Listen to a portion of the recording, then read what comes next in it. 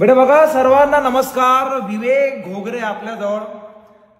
Success story ते बेटा तो सांगणार, पण मी बेटा सांगान की स्टोरी ऑफ अ फेल्युअर. की खूप विद्यार्थी आहे जे पहिल्यांदा फेल होतात. बेटा तो त्याचं नाव, गाव, प्राणी, वस्तू तो सांगा सगळं. बेटा यानं 2020 मध्येही दिली तरी फेल झाला. 2021 आणि 22 कन्सिक्युटिव्हली तिन्ही एमपीएससी फेल झाल्या. तर खूप मुलं काय करते, जर एक फेल्युअर आलं तर त्यांना वाटते की बस आपण यातही थांबावं. पण कधी कधी तुमची 100% मेहनत व्हासाठी टाइम लागत असते. तर हा आता सध्या बेटा 2023च्या एमपीएससी मधून क्लास 1ची याला पोस्ट भेटणार आहे. बाकी तुम्हाला सांगते समोरचं विवेक सांग, तुला जे सांगायचं एकदम शॉर्ट मध्ये. नमस्कार, मी विवेक हर्षवर्धन घोगरे.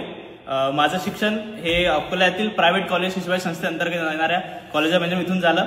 खूप साधारण परिस्थिती येणारा मी पास आउट झाल्यानंतर 1-1.5 वर्ष प्रायव्हेट जॉब करत होतो. त्याअंतर्गतच मी 20ची प्रिलिम दिली, पण 20चा अभ्यास एवढा प्रॉपर झाला नाही. प्री माझी 0.75 गेली. तरी मी मेन्सची बॅच केली सरांची ऑनलाईन. त्यानंतर मी 2021च्या डिसेंबरमध्ये सरांना भेटायला आलो अमरावतीला की सर मला ऑफलाईन बॅच करायची आहे, माझा असा जॉब सुरू आहे. सर मला म्हटले बिंदास जॉब सोड आणि तू क्लासेसला ये, तुझं सिलेक्शन होतं. मी जानेवारी 2022ला अमरावतीला आलो आणि ऑफलाईन क्लासेस केले. त्यानंतर 2021ची प्री दिली, 21ची प्री निघाली, मेन्स दिली पण मेन्स नाही होऊ शकली. परत 22ची प्री दिली. माझ्या दोन्ही प्रीचा स्कोअर हा 120+ होता, 21 मध्ये 22 मध्ये पण मेन्स होऊ नाही शकल्या. दोन्ही इंटरव्ह्यूला मी अपिअर नाही झालो. पण नंतर मी असं ठरवलं की सर मी प्रायव्हेट जॉब करतो, माझ्याकडून होत नाहीये आता, मला घरची परिस्थिती पण नाहीये, मला त्या गोष्टी पण मॅनेज करायच्या आहे. पण सर मला 23 मध्ये म्हटले तुला फीज मागत नाहीये मी, तुला कशाचा फायनान्शियल सपोर्ट लागेल तर मी करतो. त्यानंतर मी परत 23चा अभ्यास केला, 23ची प्री झाली, मेन्स झाली, इंटरव्ह्यू झाला आणि आज 56 रँक होऊन मी AEE झालो. एक स्वप्न आहे, मला अजूनही विश्वास होत नाहीये मी 56 रँकवर आलोय आणि सरांनी खूप जवळून पाहिलंय. तो एक पार्ट पिरियड होता जेव्हा मी काहीच नव्हतं करू शकत. 5-6 महिने असे होते की मी ठरवलं होतं, पॅकिंग केली होती पूर्ण की इथून घरी जायचं, प्रायव्हेट जॉब करायचा, सोडायचं. पण सरांमुळे आज मी AEE झालोय.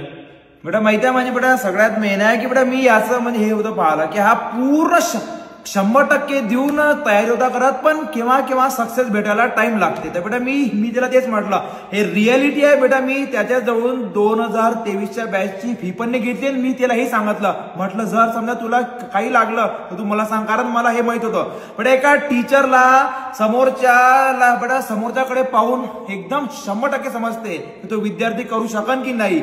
हे बस आपण जेव्हा भेटतो 2-3दा तेव्हा समजून जाते की या विद्यार्थ्याची लेवल काय. मला हे माहिती होतं की जर यानं चांगल्यानं अभ्यास केला, प्रयत्न ठेवून, तर हा काढू शकते. बेटा सांगण्यासाठी भरपूर काही आहे, फक्त एकच आहे की तुम्ही गोष्टी सोडून नका देऊ. ऑफलाईन या, ऑनलाईन या. तुम्ही महाराष्ट्रात कोणत्या शहरात, गावात तुम्हाला ज्या जागेवरून अभ्यास करायचा आहे, घरून करायचा आहे, इथून करायचा आहे, कुठूनही करा, फक्त मेहनत करा. तुला जे आता विद्यार्थ्यांसमोर त्यांना काय सांगणं आहे, आता याच्या समोरची प्लॅनिंग काय आहे? माझी स्वतःची प्लॅनिंग अशी आहे, खूप झालंय, एमपीसी संपलंय आता. यानंतर आयुष्य खूप पुढे आयुष्य आहे. फिजिकल फिटनेस आहे, आपली वेल्थ आहे, हेल्थ आहे, वेल्थ आहे, health is also wealth, health. बऱ्याच गोष्टी करायच्या आहेत, तर समाधानी राहायचं आयुष्यात. थँक्यू. शिकायला काय बेटा म्हणजे भेटला एक सरांकडून शिकायला मिळतं. सरांचा एक वर्कआउट करणं, त्यांच्या सरांची फिटनेस, त्यांचं जर जिम पाहाल तुम्ही, आम्ही आताच जस्ट जिम पाहून आलोय. ते वर्कआउट कुठेच नाही करू शकत तुम्ही. 2 तास सर कोअर वर्कआउट करतात, it's not possible for us. त्यांना आणखी एक मी सांगेल की 1 वर्षाने इथे येईल परत आणि माझी हेल्थ दाखवेल. यस, नक्की बेटा. वाढला नाही पाहिजे बेटा. Thank you very much.